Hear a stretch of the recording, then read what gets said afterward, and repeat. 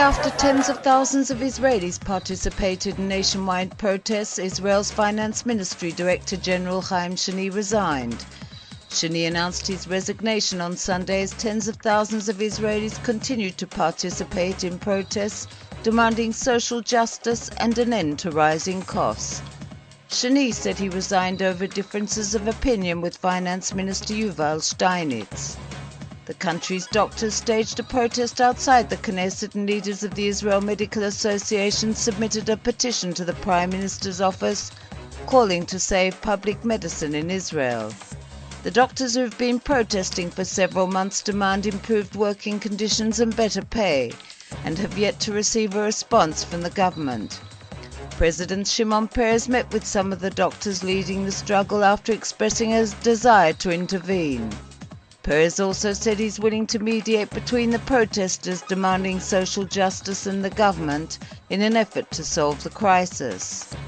On Saturday night, some 150,000 protesters called to lower housing and food costs, equal standards of education for all, including free education from birth, free university tuition, quality health care for all, higher salaries and improved working conditions. The Syrian army began operating in the city of Hama, with troops entering the city from 3 different directions amid intense gunfire. There were conflicting reports concerning casualties, with some saying between 5 to 25 were killed and 45 wounded on Sunday.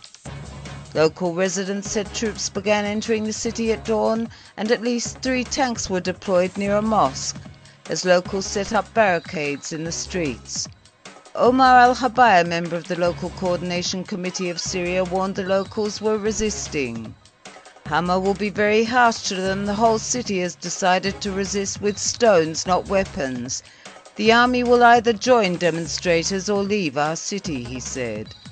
Since the mass protests against President Bashar Assad began in mid-March, some 1,500 civilians and 350 members of the security forces have been killed across the country, and more than 12,600 arrested and 3,000 civilians listed as missing.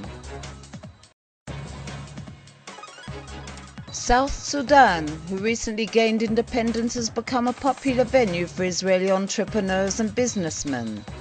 Tamir Gal and his partner Rafi Dayan of Europe 2000 are planning major agricultural projects for the new South Sudanese government. The projects, scheduled to become operational at the beginning of 2012, include a fruit and vegetable farm, a poultry farm and slaughterhouse.